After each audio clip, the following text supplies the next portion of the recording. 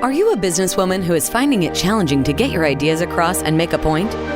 Welcome to Speakers Who Get Results with Elizabeth Bachman, a podcast dedicated to helping women get the visibility they want, whether making a speech or talking in a meeting. Every week, get valuable lessons from Elizabeth or learn from her roundtable conversations with experts and speakers on how to make a difference, not just a point. On to the show with your host, Elizabeth Bachman. Hello, and welcome to Speakers Who Get Results. I'm Elizabeth Bachman, your host, and this is the podcast where we interview experts from around the world on how to use your presentation skills to move your listeners to take action. Before we begin, I'd like to invite you to take our free 4-minute assessment on how at speakforresultsquiz.com. And that's where you can find out how you are strong in your presentation skills and where perhaps you might need a little bit of extra support.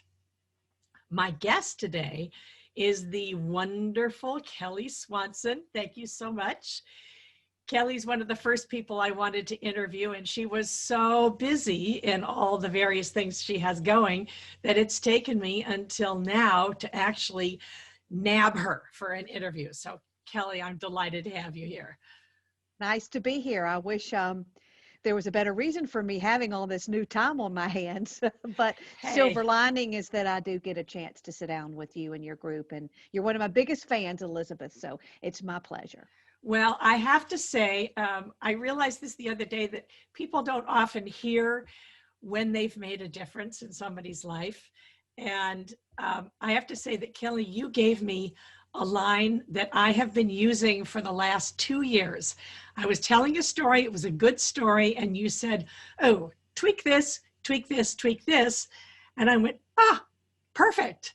And I've been using that line for 2 years. So you made a big difference. Thank you. That makes me feel good. It also points out to the power of a good line.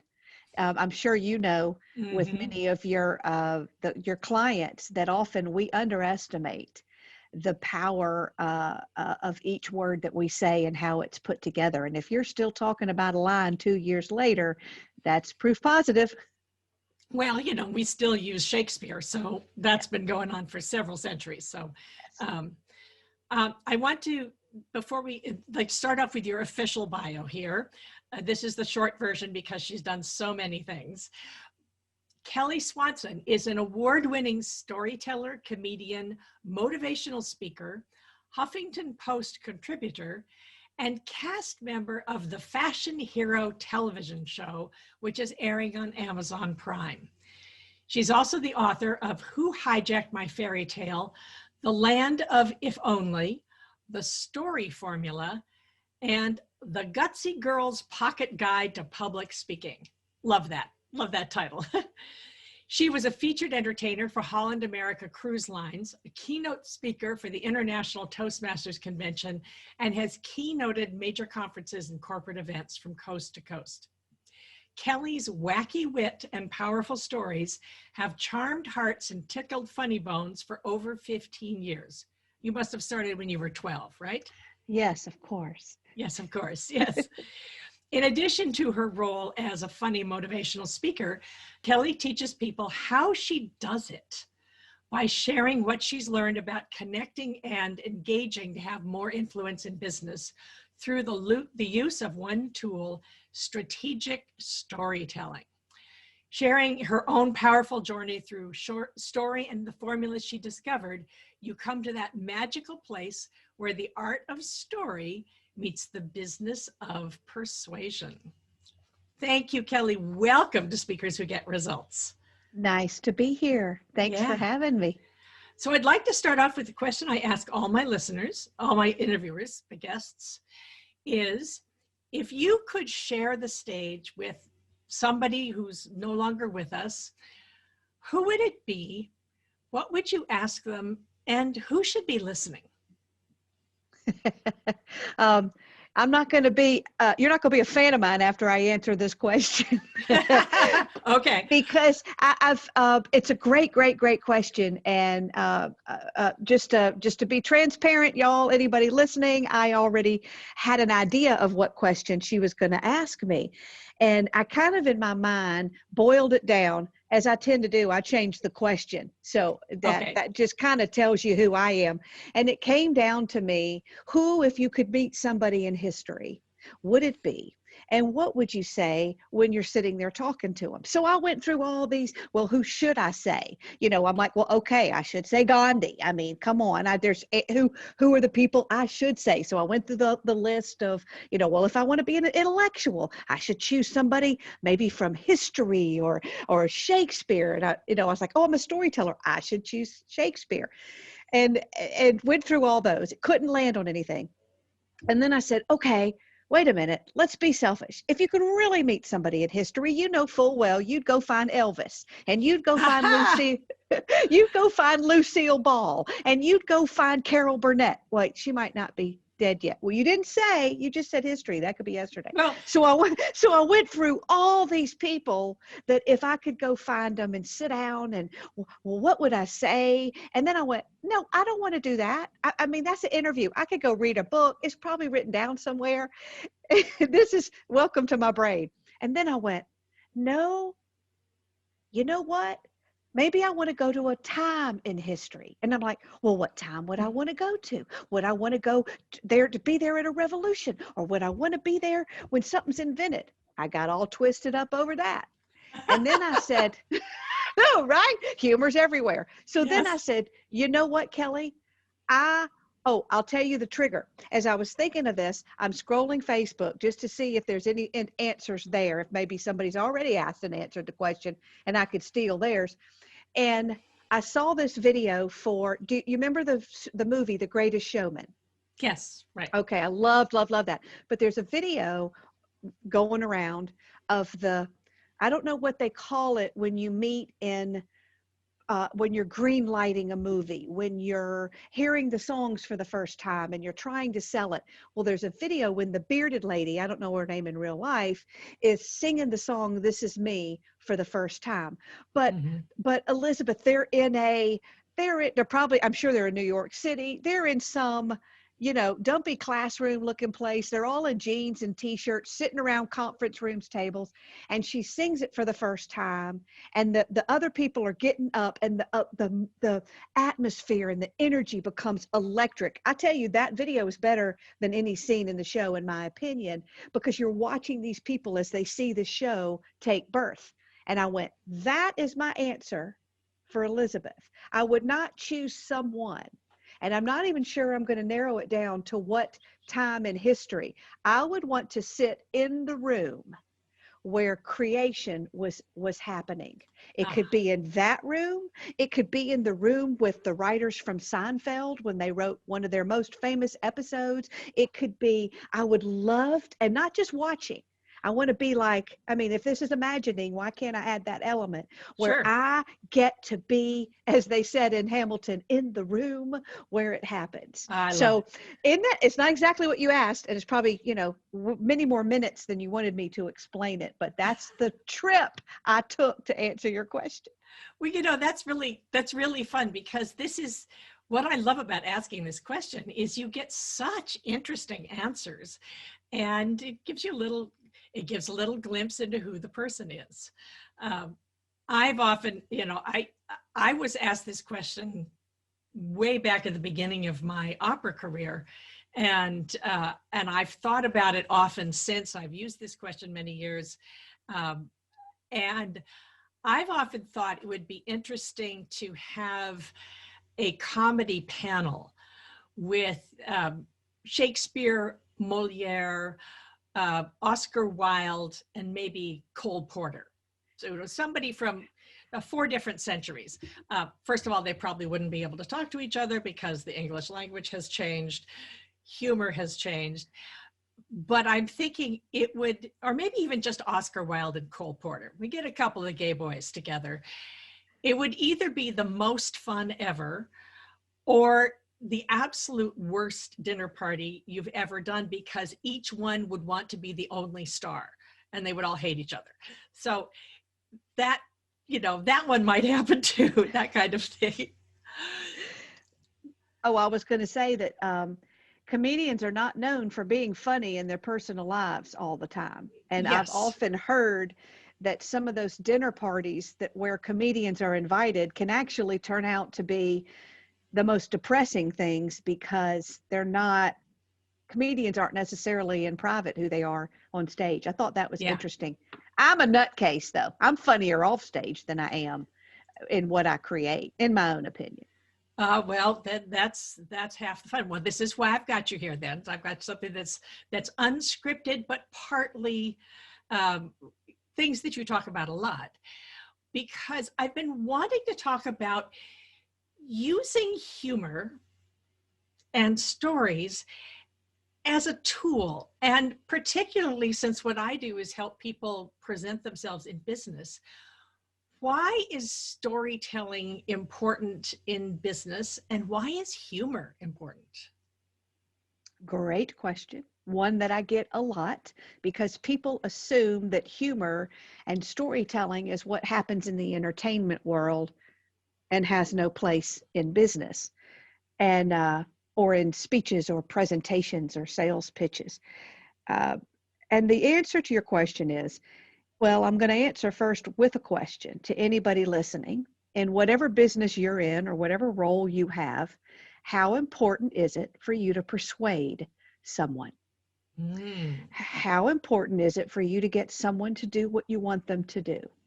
Whether it's to buy something you have, whether it's to embrace a vision you have created internally, whether it's to get burned out staff people rallied again and inspired to serve their customers.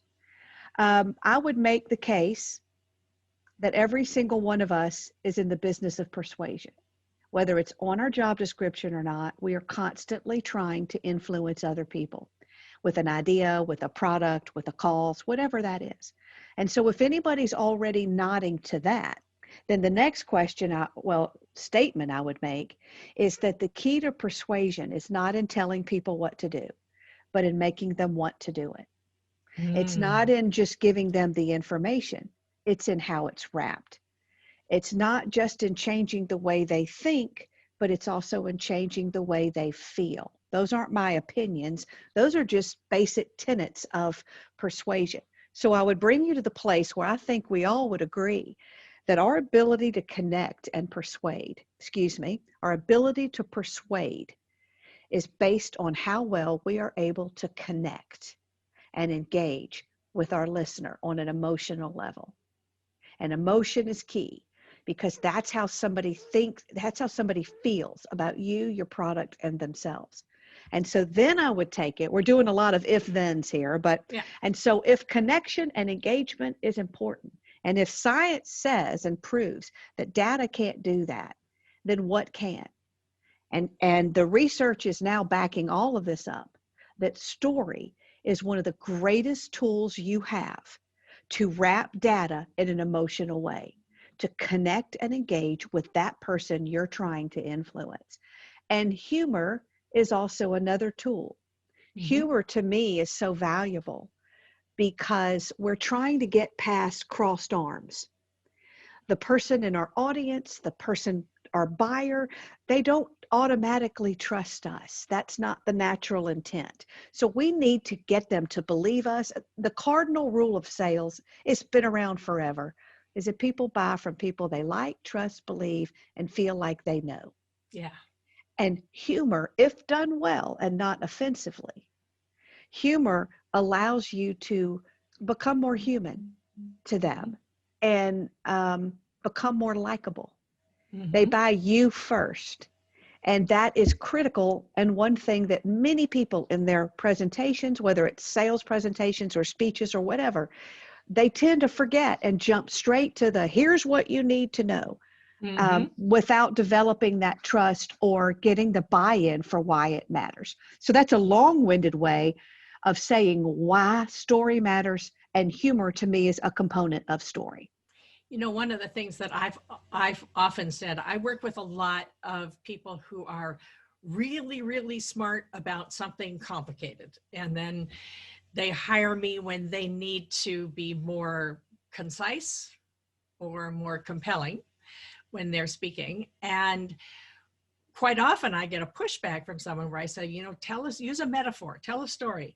And they go, oh yes, but these are all experts. You know, they don't know that. And my thought is, if you're a human being, you grew up learning from stories. Stories were what teach us things.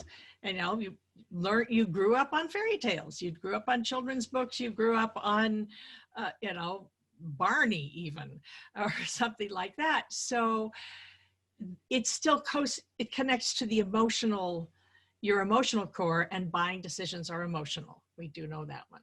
So. Yes. And I love what you just said, because in many industries, the spokesperson, for lack of a better word, for that industry, financial planning, for example, IT, for example, upper echelons of academia can be an example, doctors and healthcare people.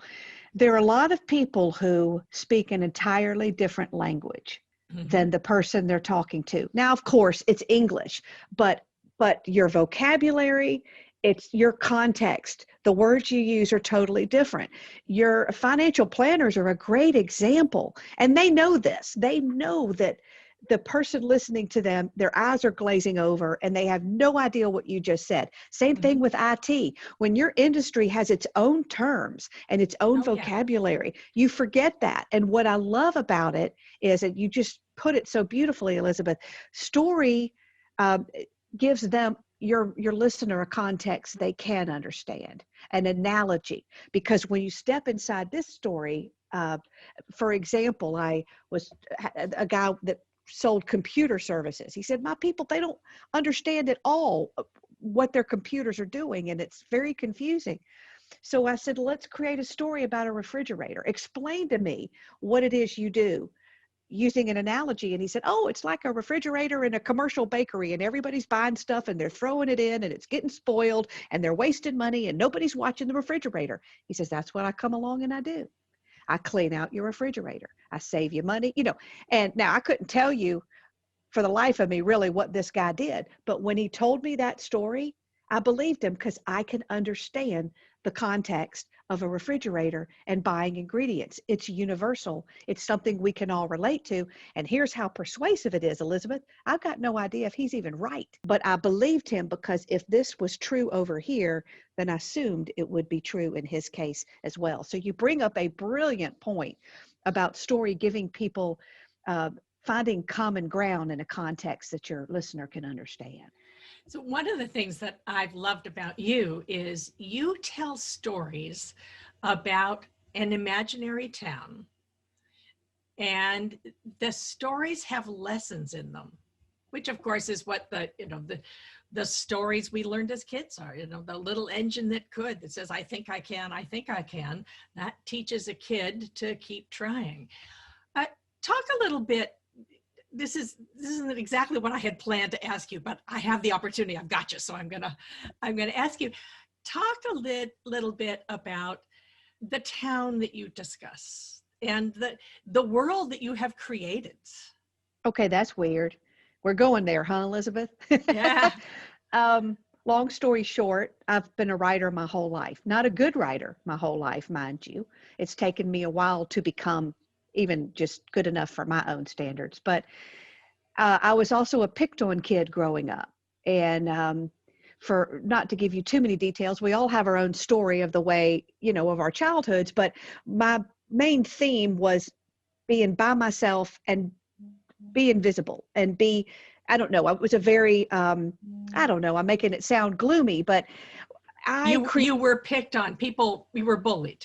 Yes. And so I didn't have a lot of friends. So I spent all my time reading and writing, and I had a town of characters and these stories that I loved. And in a weird way, they were really my companions. So, take what you want with that.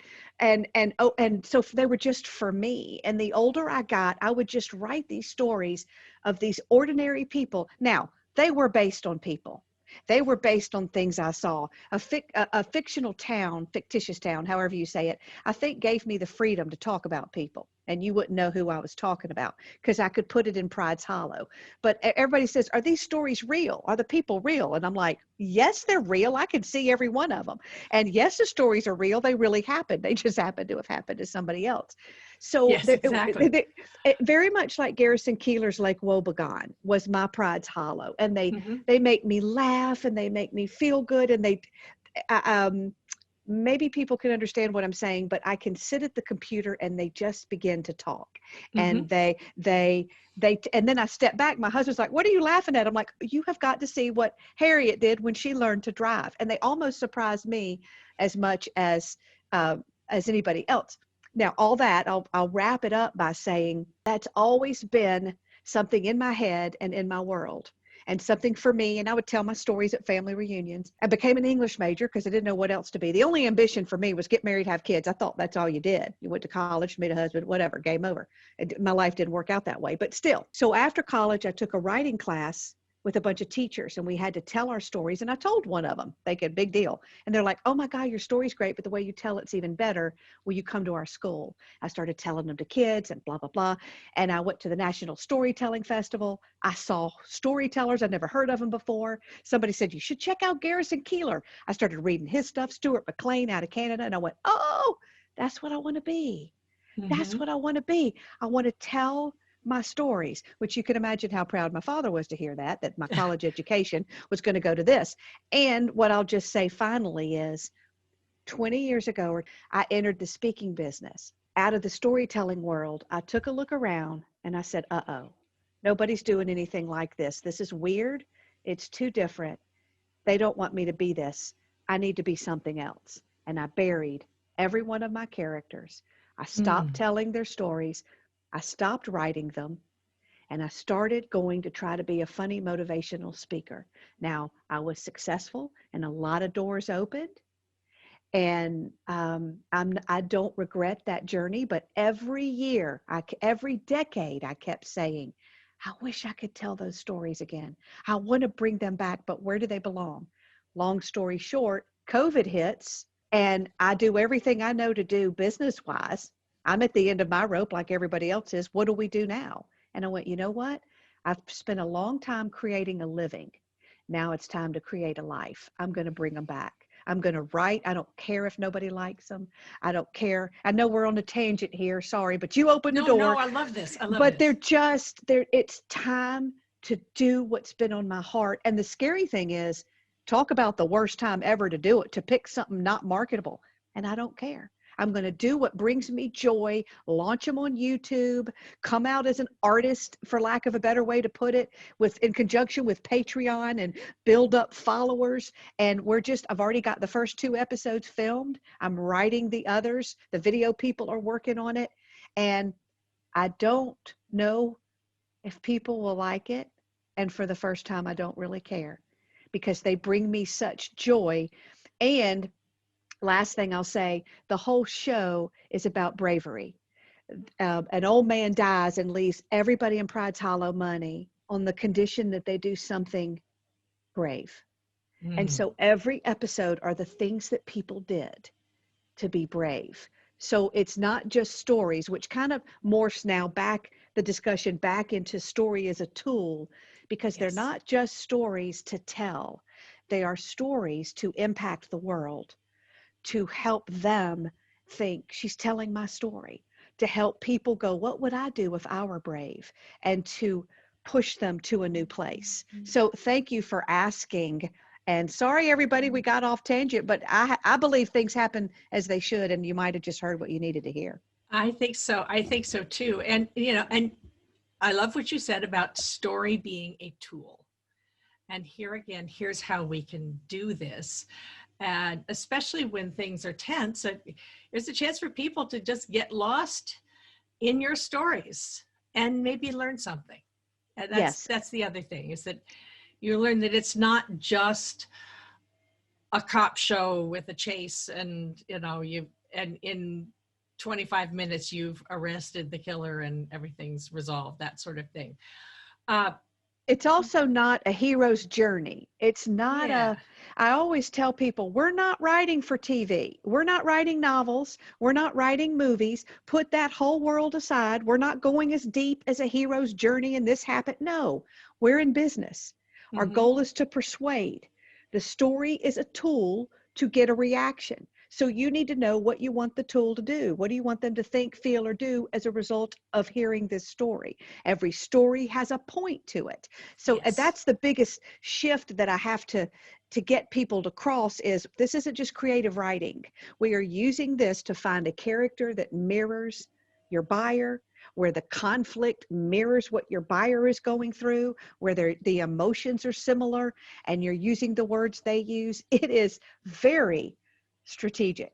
One could say manipulative, because you could really pluck their emotions in a much deeper way by using story effectively. Well, actually, just a very basic way is that any decent sales brochure or any sales conversation, enrollment conversation, is going to have the story of the satisfied client, the person who was having a hard time, and then they came and hired you, or they bought your product, or they did what you wanted to do, and there was a happy result. That happened. The customer testimonials, one of the most, when people say, well, I don't know what kind of stories we should tell in business. I'm like, the customer testimonial all day long. Yep. Tell the customer story. It's critical. Let's talk a little bit about artistic license, because I was thinking about comedy. And there's the old story, if you will, that Groucho Marx, as he was dying, he said, dying is easy. It's comedy that's hard. And may or may not be true, but knowing Groucho Marx and knowing chances are somebody fixed it, cleaned it up, but made it a good line. Do we care if it's exactly true as long as it's a good line? I don't think you care. I will often say, I'm not paid to tell the truth. I'm paid to entertain. But I'm going to have a flip side of that in a minute.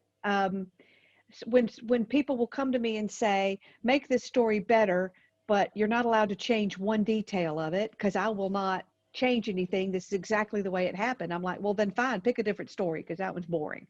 Yeah. Or at least tell me what you're thinking in your head. Here's where, first of all, I can't tell you where your line is and what's okay to lie about and what's not okay to lie about. Some lies to me are just not okay. You don't tell a story about being in the military if you weren't, or you don't tell a story about having cancer if you didn't. The thing about lying is the further you get away from your real truth, the harder time you're going to have selling it. So you they say when you lie, stick to the truth as much as possible so that it's authentic. So even if I get off on a tall tale, I'll still try to keep to what I do know, so that you stay in the realm of believability. You also have to be careful when you lie. You want to get details right. We're working the story. The woman's her teenage years. I said, put a poster on the wall, put Van Halen on the wall or whatever, to describe your room as a teenager. And we came back and she said, I changed that part. I said, why? And she said, because he wouldn't have been on the wall that year.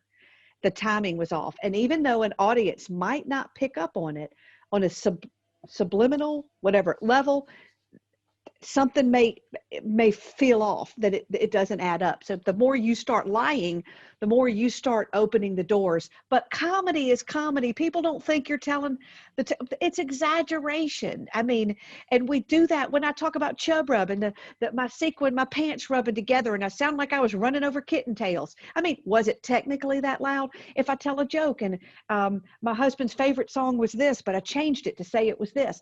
I don't think at the end of the day, nobody cares. And it's funny because half my stuff is true and people don't believe it anyway.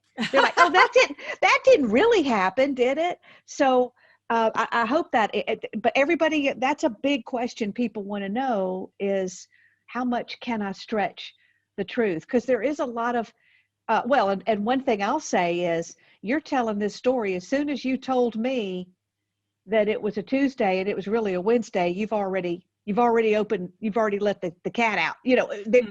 You're already probably not remembering this exactly the way it was anyway. So I don't know. Well, also I think that if you're going to use stories as a tool, you start with the end. How do you want it to end? If you're going to use a customer testimonial, you want them to say what you want them to say. Mm-hmm. And one of the things that my trainers taught me right at the beginning when I was starting to talk about business and business training is that you can do a composite. If you've got a customer who had said something great, that's kind of the beginning of the story, and someone who says something great at the end of the story, you're going to change their name anyway. So you could combine them. And I've had speaker clients who go, oh, really? But that's not exactly what happened. And I said, yes, but you're going to tell the story, and it's going to make more of an impact if you shape it. Right. But I also feel like if you, yes, and not yes, but yes, mm-hmm. And if you decide you're going to tell a customer testimonial and you're going to flat out lie, we helped this customer, he was going through this. I can't explain it, Elizabeth, but we can sniff that out. Mm-hmm. We can feel when somebody's laying it on too thick, mm-hmm. or I don't know exactly how to put words to it, but I think there does. Yes, you want it to be true, but yes, you can take some liberties, or you can. I don't know. I'm sort of talking myself into a wall. It's a slippery slope. It's hard to really. Slippery slope. Yeah. But a lot of the times people are worried about things in terms of lying that really don't matter. Nobody cares that it was really Thursday and instead of a Tuesday, or that sort of thing. Well, going into I guess being authentic as to who you are and the message you're giving, and then shaping the message so that it lands for that particular audience. Mm-hmm. And so that particular audience will understand, because they'll understand on a basic level what you're talking about on a basic cultural level. The part I was trying to get to was how much work it is how you need to practice in order to be funny. Actually, you want to practice anyway, but how much practice it takes to create a good story and then tell a good story. Right. Humor is hard. It's hard to teach it. It's hard to learn it. It's hard to be funny when you're not, which is why I always tell people, don't bother. Don't try to be funny. Just try to be fun. And what does fun look like for you? Try to be fun. The whole goal of this is not for us to become stand-up comics. I mean, well, maybe that's your goal, but the goal is to connect and engage with our listener and create a compelling presentation, to make them want to listen, to use every skill and talent you have to keep them hooked in to what you're saying. But humor is hard. I read so many books on comedy and these formulas, and I'd try to do them and it wouldn't work. And to this day, I can't really teach humor or follow the formulas or write a funny line per se. When people call me and say, will you punch up my keynote? I say, no, I can't. I may see where humor could be and where funny moments exist, but no, I can't just write jokes. Now, and sometimes I've gone to people and said, punch up my keynote or give me a bunch of jokes, and it doesn't work because I'm like, well, I wouldn't say that. This doesn't make sense. And I hate, this isn't funny. And I don't know how to deliver it in a right way. So my humor, first of all, you said story. Some ways to add humor for all of us. One's PowerPoint. If you're using a visual behind you, or whatever. PowerPoint's a great way to add funny pictures, to add something, cartoons, anything that if they laugh, smile, you get credit. Show them a funny video. I mean, you get credit. So that's one easy way. Another way is in the stories. A lot of times it's not really a funny joke that makes my stories funny. It's the truth in them. It's you knocking your neighbor and going, oh my gosh, that is so true. It's that every humor starts with truth. It really starts with pain and your frustrations and whatnot. So I just look at stories. A lot of it's the details. You know, I'll describe a character and it just makes somebody laugh just because they can see that person. It's not that the line itself was so amazingly funny. Another way to be funny is to tell us what you're thinking. Now, within reason, and censor yourself. But some of us already have kind of a sarcastic inner voice. And to step out of your story, and especially if you're not going to change a little bit of your story, you can comment on what you just said. And a lot of times sometimes I call it breaking the fourth wall when a lot of people call it that, but when you're not just performing, you're now talking to your audience. And sometimes I'll just stop and go, oh my gosh, I love that sweater you're wearing. That is a pretty color on you. I wonder if I can pull that off. And they laugh because humor is doing something they didn't expect. So another time a photographer came up to take my picture. I stopped and I posed and I was like, don't get my butt in it. You need a zoom lens for that. And everybody laughed. It wasn't even that funny. And don't you believe every time a photographer came up to me after that, I would do that again. So there are little ways that, like I say, breaking the fourth wall to inject humor in there. So much of my humor comes from my father. He says funny things. Like somebody said, how old's your mom? And somebody said, I don't know, 60. And my dad said, well, that's 90 in wine years. And we all laughed. And I went and I wrote it down. So when you hear people saying something funny, bumper stickers, I mean, just these funny little one-liners that you can just throw out that they don't have to directly relate to what you're saying. You just kind of pop them out. And yes, easier said than done. One thing I also do, Elizabeth, if this helps people listening, is I believe at the beginning of every presentation, if you're a stranger coming in front of a new audience, whether you're giving a speech or you're in a sales presentation or anywhere, or a chamber meeting as a vendor standing up for the first time, I believe that you're trying, like we said, to create trust and rapport. So I think everybody would be very well served to have something little at the front end that's what I call the about me monologue. Now, it doesn't have to be fancy, but you come up with just a list of weird bullet points. And I mean, just, and you could even say, hey, a little bit about me before we get started, just so we can get acquainted. You just need to know I have an addiction to Grey's Anatomy. I like McDreamy. I like Miss Steamy, or whatever. I'm a Monopoly champ. I was a Monopoly champ in 4th grade. I got 3 kids and not one of them is worth anything. I mean, you could just come and you could get somebody to help you to do that. But if you had a couple of minutes on the front end of any presentation where you just said, hey, they already heard the bio.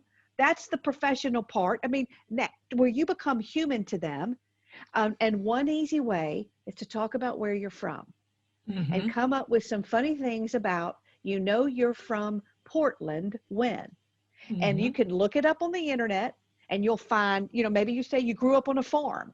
Well, go over to the internet, Google 10 signs you grew up on a farm, and just use some of them. I'll tell people I'm from the South.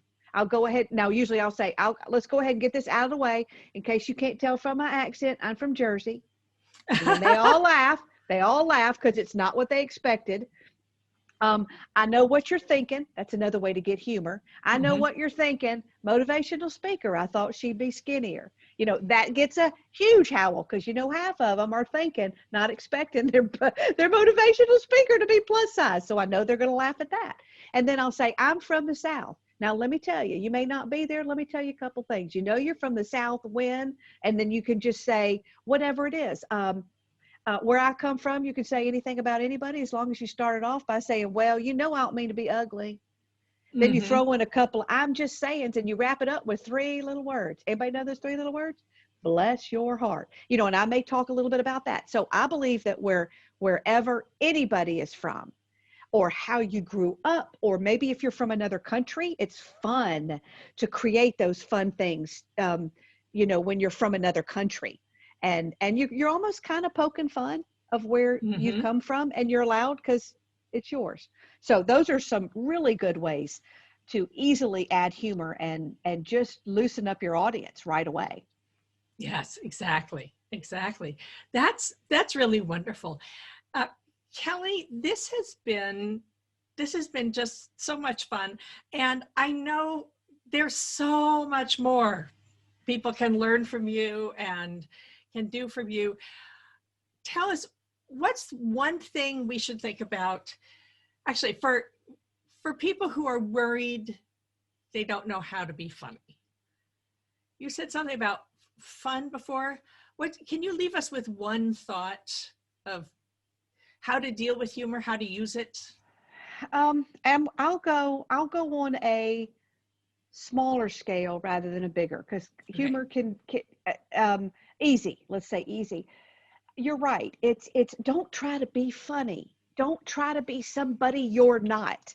Take your own personality, your own quirks, your own whatever you do that makes people laugh, and exaggerate it. If you want to connect and engage, the answer is not in changing your personality or trying to do something that doesn't fit. I believe in coming out of your comfort zone, but for the right reasons. So one thing I would just say is, when you're focusing on being more fun, I'm going to say focus on being more relaxed and more conversational. I wouldn't try to strive for funny, because I think you'll land on it. Strive to be conversational, to talk to your audience in the same way you talk to the person beside you in line at breakfast in the hallway at that same conference. Try to have that same level of banter that you would at the table. Now, if you are extremely shy, then just as you would in regular networking situations, you may have to come up with some ways, some planned things you can say to get the conversation going. This is very much like networking, Elizabeth, and people who have to come into a room with some canned things they can say. It's just that on a stage, they're not going to talk back. So my quick and easy answer is, and if this goes against what you're teaching them, then you could help them find the middle place, Elizabeth. I believe in writing the way you talk and then talking the way you talk. Speeches are not a performance. They are a conversation between 2 people. And I believe that some of you listening already have the personality it takes to make people laugh and engaged. I believe you already have the personality it takes. You just have to bring that person to your writing and to the stage. Does that make sense, Elizabeth? You as their coach and consultant can explain to them how to do it, because knowing you need to do it and doing it and actually putting it to paper and delivering it, as you know, is not something you just feel it and you got it and you go off and do it. You have to work at it. And if you need a coach, get one. Elizabeth is brilliant. Sorry, but I'm going to give you a plug. Get somebody. I mean, I don't go work on my car myself. I'm going to go get somebody who has already worked on hundreds of cars. Get somebody else to do it. I think I don't feel the need to do things, but I had my theater show punched up. I brought 3 comedians to look at what I'd already created to see if there were any places for humor. Yeah. So, yeah. Well, that's the other thing, is it really helps to have somebody else listen, and somebody from the outside, because we tend to be too close to our own material. We know the inside, so you have to have someone from the outside who can say, that's great, that's great. I didn't understand that connection. I imagine it was clear to you, but you do actually have to spell that part out and tell us. Yeah. I'd love to say something about that, Elizabeth. Please. And you will totally relate to this. You would have known it way before me. But when I did my theater show, I hired a director. And I had never hired a director because speakers don't hire directors. They tends to not be part of the process that we hear. Mhm. So now I've got a director who sat in an empty room and said, okay, show me your show. Now, of course, I did it like a speaker and just stood in one place or kind of moved. He was like, all right, we got some work to do. But you're exactly right. Someone who sat on the other side and went, I don't understand what you say by that. I don't understand what that means. Did you mean to come across this way? You look very harsh when you say that. And it was the coolest thing. I was like, oh my gosh, why did I never get somebody to do this? In 20 years as a speaker, I would have been so much better, because there are things it is your story. You don't understand. Even me as a storyteller, there were things I didn't realize because I'm so close to it and in it. And a lot of times it's simply connecting the dots where you're like, wait a minute, how did you get from that room to that city? And you're like, oh, well, this happened. I changed jobs. Okay, well, you need to tell us that because we were confused. It's great. And I wouldn't call them directors, because I don't think directors are actually the type of, I guess you call it a coach. But anyway, that's something I wish I had done a long time ago for my speaking career. Well, I just, the great thing is, in a lot of ways, speaker trainers are very much like directors. It's the same sort of thing. But the cool part is, you don't have to figure it out all by yourself. And it's always going to change when you're in front of an audience. And one of the things that I find as a director, for instance, I'm always aware of what the audience might be thinking, but I'm also aware that as I get very comfortable with it, I'm going to lose my perspective too. So finding someone, after you've been working with your trainer or your coach, get somebody who's got fresh eyes, who's got fresh eyes and fresh ears, who can give you an unbiased opinion that will, someone who's not already familiar with it. Yeah, not your mama or your partner. I mean, you need to go, you need to go get somebody who totally is fresh and who's not afraid to tell you what you need to hear. Sometimes I think I was so terrified. I did not know what that director was going to, I was just sure he was going to go, oh my gosh, you're awful. I can't believe anybody ever paid you to speak. This is crap. So it's kind of scary going to have somebody, it's your baby, it's your words, it's your story, but it never turns out that they rip you to pieces. It's always stuff that you can easily add. And then it's so exciting when you see, oh yeah, you're right. If I just add this word, that's the biggest thing. And I bet you would agree that people don't realize when they're working on their presentations or they're working on speeches or whatever, is how every word, they're like notes in music. Every word matters, where you put it, where the pauses are. Now, you may not labor over every word like I do, but the words matter. And sometimes you can go, you know what? If you took out that word, but you added this word, it can get a much bigger laugh. For example, one of my friends was working on a story where she was riding the tram at the airport, and she's busy and she's in a hurry and she's this and then she's that and she's holding a book. And I said, do me a favor. Tell me what book you're reading, because I'm a big fan of really setting a scene. I said, it doesn't matter, but tell me what book you're reading. It'll make it a little richer. And then I went, no, wait. Tell me you were reading Shades of Grey. I said, you're going to get a laugh. Yes.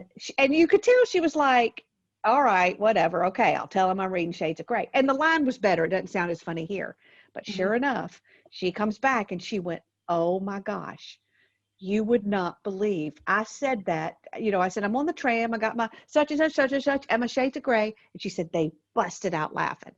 I said, she goes, I can't believe how one word made such a big difference in the impact on the audience. And I was like, yeah, now imagine if you worked on a lot of the words, what a difference it could make.